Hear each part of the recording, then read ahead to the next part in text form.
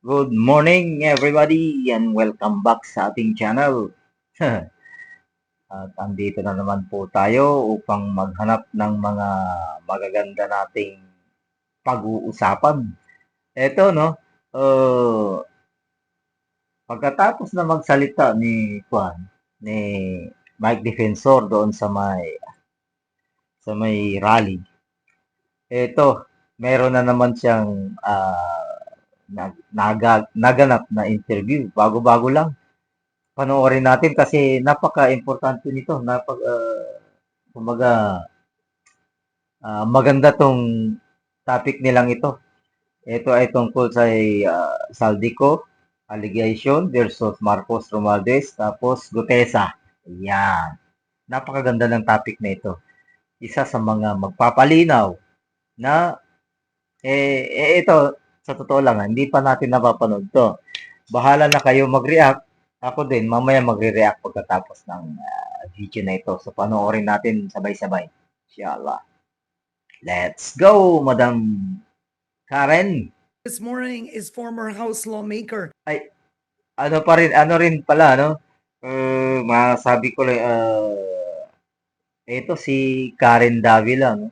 Galit na rin to sa nangyayaring talagang corruption. Kaya alam ko dito, parang nasa baliktad na rin na kung ito eh. Bumaliktad na rin kumbaga. Ewan ko lang kasi hindi natin masabi. Kasi nga yung sinabi nila na malaki ang budget ng mga nasa media eh.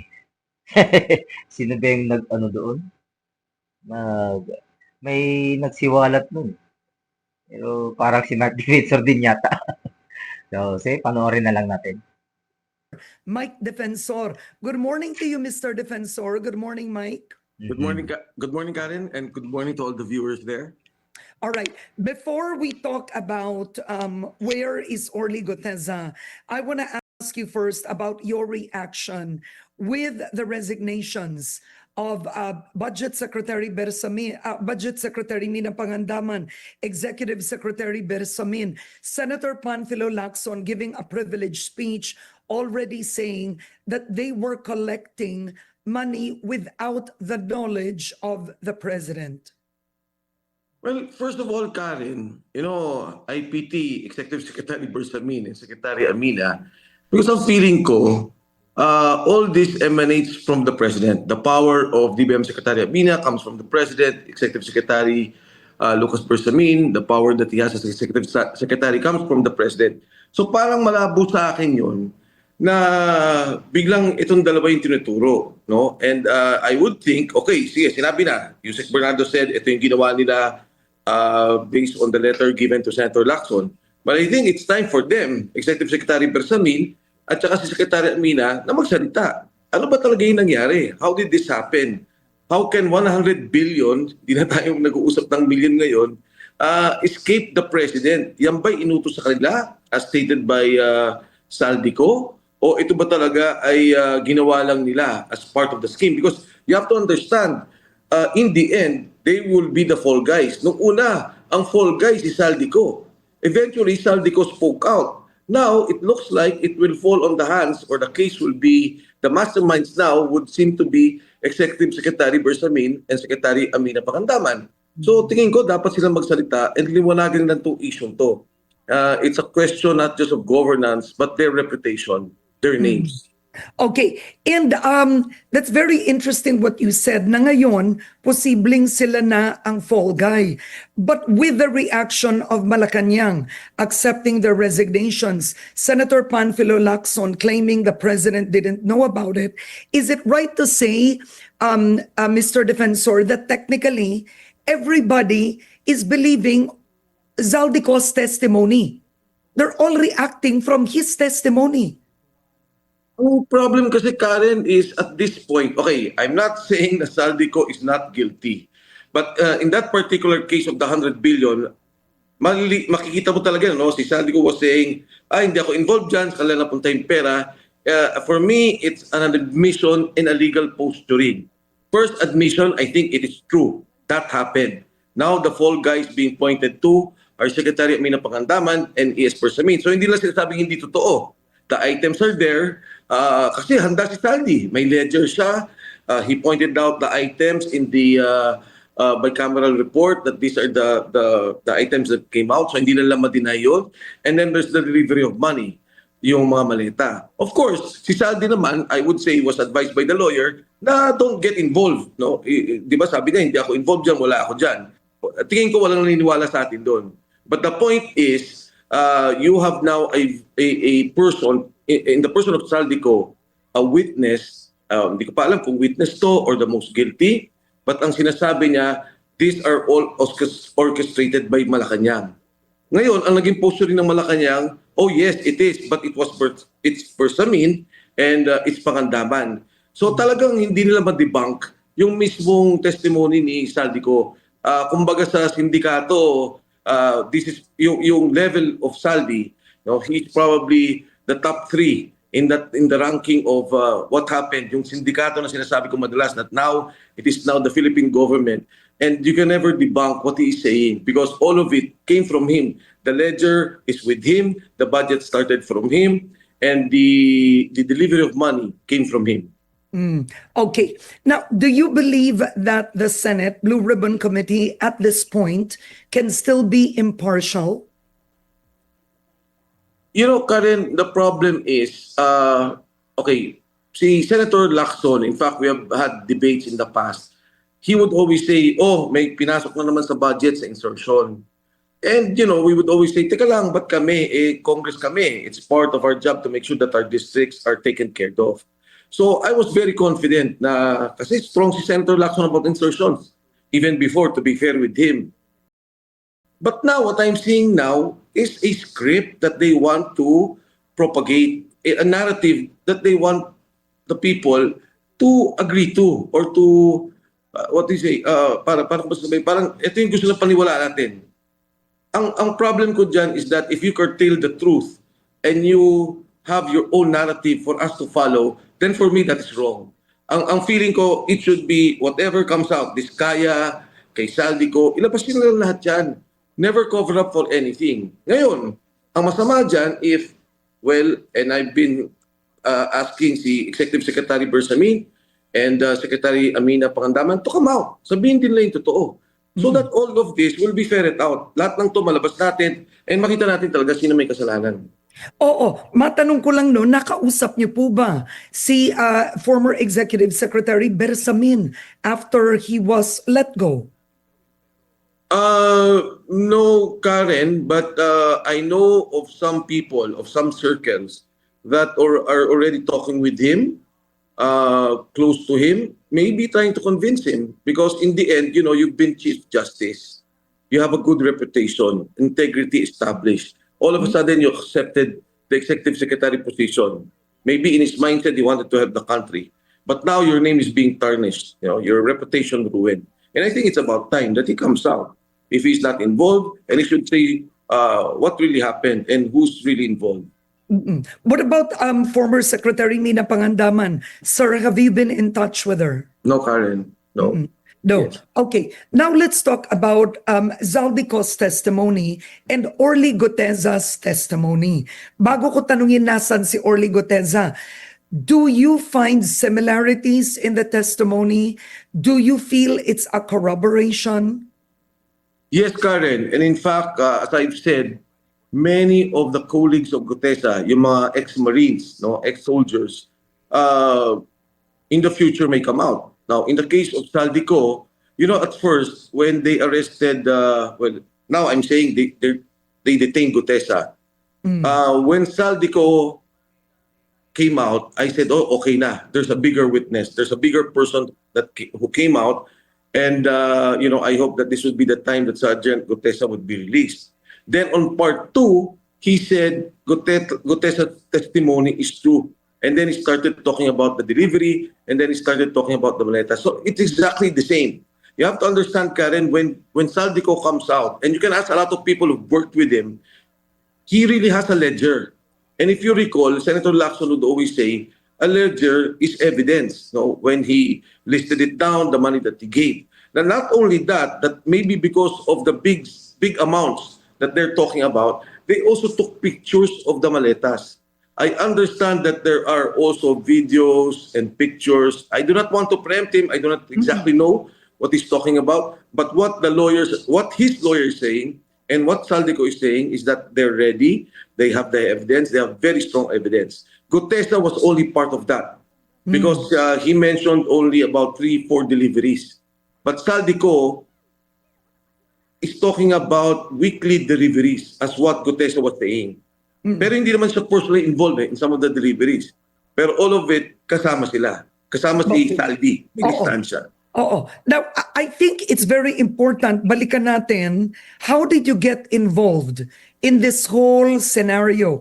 Number one, you are no longer a member Yes. of Congress. You Yes. are not in politics in any form, Yes. Mr. Defensor. No more, no? Hindi na, Yes, Mike. no more. No more. Oo, no more. So, balikan po natin how you got involved. I know that Orly Guteza apparently was either brought to you, introduced to you. Yes, Karen. Actually, it's a friend from UP, non-political, no involvement whatsoever. And he knows Sergeant Gutesa. And he said, maybe you should listen to this person. So when I met Sergeant Gutesa, he started talking. He started narrating the deliveries, narrating so many other stories. No, I mentioned some of them. The DOH when they stopped the budget. May minention siya tungkol dun sa basta marami siyang minention ng mga iba-ibang parts. The media, yung mga binibigyan-bigyan daw. And I'd like to clarify, Karen, talagang wala ka doon at respetado ka ng taong yun. Yeah. Pero, nung pinag-usapan namin yun, sabi ko, Sergeant Gutesa, huwag mo sabihin sa akin yan. It's better that you talk to Senator Marcoleta. At that time, he was still the Blue Ribbon Committee chairman. So, nung nag-uusap gano'n, sabi ko, sige, pagka nagkaroon ng pagkakataon, I'll introduce you to him. Karen, I was really having second thoughts. Kasi ang problema ko, I know that if even a mention of my name will embroil me in this issue. So, I spoke to my wife, I spoke to my family, sabi ko, okay, ganito, what do I do? Siyempre, problema ko naman, back of my mind, konsensya ko. If I don't introduce Gutesa to Marcoleta and not let him hear the story, parang may kasalanan ka rin sa bayan. So anyway, sabi ko, sige, bahala na. Introducing Senator Marcoleta, they spoke, and then Senator Marcoleta asked him, kasi ano na yun eh, the plan really was, and I told Sergeant Gutesa, better that you come in as a group, yung team mo. And then Marcoleta convinced him, sabi ni Senator Marcoleta, you have to speak now. Kasi yung committee hearing is about to end, and I want to hear your story. And then maybe later on, we can call the others, yung colleagues mo, so that they can also corroborate what you're saying. That morning, Senator Marcoleta, okay, when that happened, yung kwento dun sa notary, when we were talking and then he gave the salaysay, he was talking about it, nung tapos na sabi ni Senator Marcoleta, siguro Sergeant, maganda yan, Sergeant Gutesa, ipanotarize mo. Ako pa nagsabi, sabi ko, Senador, hindi naman kailangan na inotarize yan because under oath naman yung Senate. No, sabi ni Senator Marcoleta, I want us to be ready. Gusto ko talagang no question na you went there with a notarized affidavit. So yun yung nangyari. Morning, Senator Marcoleta called me up, sabi niya, Mike, pwede ba if tinanong ako, no, kung sino yung nagpakilala, pwede ko bang sabihin pangalan mo? So syempre, I told Senator Marcoleta, sige, pag tinanong, you can say my name. Yeah. But, Senator Marcoleta mentioned it na I was the one who introduced. So yun na yun. That started it. Okay. Now, ang tanong kasi dito, Mike, no, is why didn't your group or your camp ensure that Orly Guteza's affidavit, so to speak, had no problems? Kumbaga, ang nangyari is the lawyer, right, who notarized it, claimed his signature was fake. Nagkaroon pa ng problema. What happened there? Okay. When they were starting to talk about the affidavit, pinapuntahan namin. Sabi ko, ano ba yung lugar na yun? Because what we did was just to Google where there is a notary public. So they went there, si Gutesa went there, pinacheck ko. It's a 24/7 notary public. Oh, It's like a parang notary basic. public. Yeah, what you see when you go to Manila City Hall Yeah. or Quezon City, Oo. ganun. But the So, problem kasi with the weight of Goteza's testimony, with the weight of his testimony, his life could have been at stake with that testimony. Don't you think it would have been more prudent, more responsible to bring him to a legitimate law firm instead of a 24-hour notary public that a lawyer saw his testimony, would sign off it? I mean, Mike, you are well connected. no, you're talking, Karen, this was 6 p.m. Okay. when we finished. We were in Manila. Okay, and so you have to have it notarized where you made it, where you crafted it, and then the hearing was at 9 a.m. the next day. So what happened was, we said, okay, you have it notarized. Pero ang point ko naman, and this is what I raised to Senator Marcoleta, even without a notarized affidavit, okay na yun eh. That would have stood in court. In fact, even now, it doesn't debunk or it doesn't make the affidavit null and void. Pero kung titingnan mo, they made an issue out of it. Diba? Kasi doon nga ako nagulat eh. Parang all of a sudden, Guteza's testimony is being questioned. Yeah. Instead of it being investigated, what is the truth in this? Diba? No one questioned the notary public of Alcantara, of Bryce Hernandez, of everyone else. It's only this one. So, okay. So, Karen, I agree. Pero for me, para alam mo, Karen, ang tingin ko dyan eh, when Senator Marcoleta was talking about it, I said, alam mo, Senador, parang gawa na rin ng Diyos to eh. They started talking about the notary public. They boosted it in social media. Everyone was talking about it. It became known, and the lawyers are now coming out and saying, hindi, it stands in court. Wala yan. It's immaterial to what he said in the Senate committee hearing. So Okay. for me, okay na yon.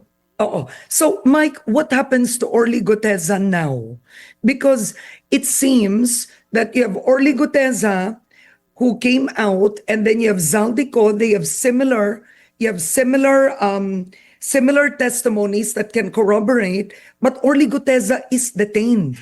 Does he even have a lawyer? Okay, Karen, initially, like what I said, in the affidavit of Orly Guteza, and you can check the Senate committee hearing, Orly Guteza said, in the last part, sabi niya, I'm applying in the witness protection program of the government. Yeah. Yung yeah. una. And then in the afternoon, he said, hindi na ho, I'll just be with my Marines, yung kanyang Okay. grupo. Oo. So, ako talaga, no direct contact with him. Oh, really? It's just- Until wala. today, you have Until no today. contact with him. No. So, it's just relayed to us. Yung family niya, yung may mga kasama siya, would relate to us. Kasi yung mga ex-Marines, yung mga buddies niya are still, may contact with him. They can see him, they can talk to him. So what they do is they give him a phone, they give the phone to the wife, nag-uusap sila. So, okay lang sa akin. I was not worried about it. Sabi ko, Who is protecting him? Who is overseeing him? Because if you look, now you have Yusek Bernardo, who's applying to the witness protection program. You have senators that are quoting his testimony as if it is already truth. And you have Orly Guteza, clearly who they refuse to admit, but who is taking care of that man? Okay, so now, I know for a fact, well, they have already made an affidavit for Gutesa to recant. Na-sign na ni Gutesa yun. Saying that it's not true. Number one, what he said, yes. And that number two, I offered him money along with Senator Marcoleta. And that number three, he never delivered money to Martin Romualdez. They have an affidavit already signed by Sergeant Gutesa. Hindi pa yun. But did he do it? Are you Yes. sure he signed it? Yes. You know why? Because later on, not now, we will be showing why we know that he did it. At meron na rin siyang video of him reading the second affidavit, the recanted affidavit. So, the message of the wife of the family is now, talagang ano na siya, he's now detained. Hindi na siya protected. Before, protected. And then, eventually, later on, detained. He cannot even get out of where he is. Okay, when Saldico came But out, on what charges can they detain that man? There are no charges. I don't know, Karen. There are no charges. Yeah, but does he have a lawyer? I mean, for him to recant, for example. Oh yeah, I would think may lawyer doon. They would have to have a lawyer for him to write a recantation letter, an affidavit for that. Okay, because the detention claims, just for the record, have been denied by the Marines, right? I will say, I said it during the rally. He is with the MC2. It is the intelligence arm of the Marines. I do not know now saan siya dinala. But there are personnel, okay, the family na-save na namin. Tinatago na namin. It was only 3 days ago. Kasi Saldico, when he came out, I was okay na, relieved. Sabi ko, okay na. Papakawalan na si Gutesa. And then Saldico, the part 2, sabi niya, what Gutesa is saying is true. And then he started talking about the delivery of money. He started showing the pictures of the maleta. Doon na, hindi na namin ulit na, I haven't heard from Sergeant Gutesa. I don't know where he is. So ang ginawa na namin, kinausap namin yung wife. Yung wife kasi, ayaw din magtago. Pero pinapalibutan yung bahay na. I told the wife, through a messenger, hindi pwede to na hindi kayo safe.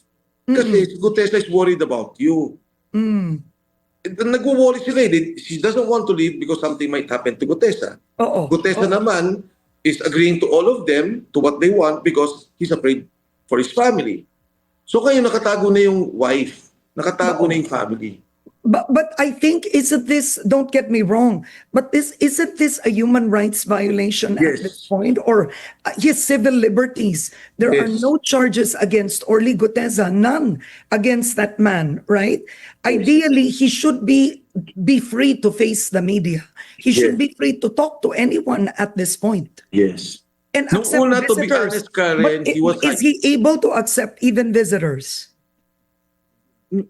I don't know now. I don't know what's happening now. But what you were saying, it will come out, not maybe now, but you will hear him say that he can't even go out. That he doesn't know what's going to happen to him. So at the proper time, it will come out. Ako gusto ko muna siya mapakawalan. Gusto ko muna siya makawala, makasama niya yung family niya. Now, at that stage, then okay na. Pero ngayon, they're all worried about him. We don't know what's happening. And I'm reiterating that initially, there were active Marines who were there to protect him. So okay na ako if there was no communication, if he didn't want to talk to media, okay lang. You know? But now, what is happening is that he's being detained. He cannot go out, he cannot visit his family, he cannot talk to people. Okay, and more than that is the recantation. And the recantation involves you that allegedly you paid him, right? Well, the exact wording was, I offered him money to say those things. Senator Marcoleta and Senator Defensor offered him money. And what is your reaction right now before we go? Because I can have you back on Head Start, Mr. Defensor, I can. But what is your reaction to this? Because now you're saying you have information that he was asked to recant. I was surprised, but I also know, initially I was thinking, and if you look at all my public statements, I've always said, ikulong nyo imbestigahan nyo si Saldico, imbestigahan nyo si Martin Romualdez. Consistent ako dyan. I've spoken to many friends in the administration and told them, please advise the president. He should allow the investigation of Martin Romualdez. Yeah. When Saldico came out, all of a sudden, and pointing to the president, now I realize it's only the president who can muster these kinds of resources. Mobilize the Marines. Yung Paul Estrada and the wife, they're in Chile. They're being guarded by people. The wife said there was a passport made, Philippine passport. They don't know, hindi din nila alam yung pangalan nila, yung nandun sa passport na yun. So, all these things, it can only be done by the president. Unless the president comes out clean, unless the president explains everything, and then maybe I will believe him. Because Saldico has evidences. Hindi lang puto isa. Series of evidences to show how they accepted money, how money is delivered. So akong sinasabi ko na, how can we now have an investigation when you have the Marines that can be mobilized, you have the police that can be mobilized, and all these people, the law enforcement agencies, You have now the Blue Ribbon Committee pointing to us a different narrative, not opening the real the issue, the truth of the matter. So ito yung point ko. I leave it up to the Filipino people. How do we now address this? Kung ang head ng sindikato ang presidente ng Republika ng Pilipinas. On that note, I want to thank you for joining me today, former House lawmaker Mike Defensor. I hope to get you back on Get Start, sir. We don't have enough time today. Thank you. Thank you, Karen, and good morning, Ma'am Winnie also.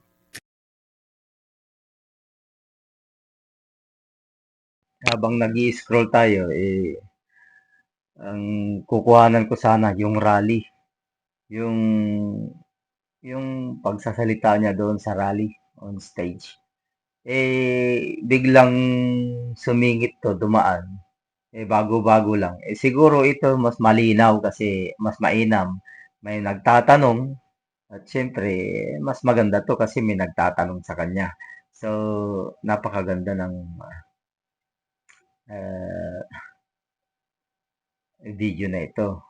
Ngayon, bahala na tayo kung ano yung nasa isip natin. Pero yung involvement daw ng presidente, ayon naman sa kanila. Marami ang hindi naniniwala na talagang hindi siya involved dito. Lalong-lalo na ito, puro resign na naman yung mga sa kanyang gabinete. Itong si Lucas Bersamin, yung executive secretary na ang pansamantagal na ipapalit, itong si Ralph Recto.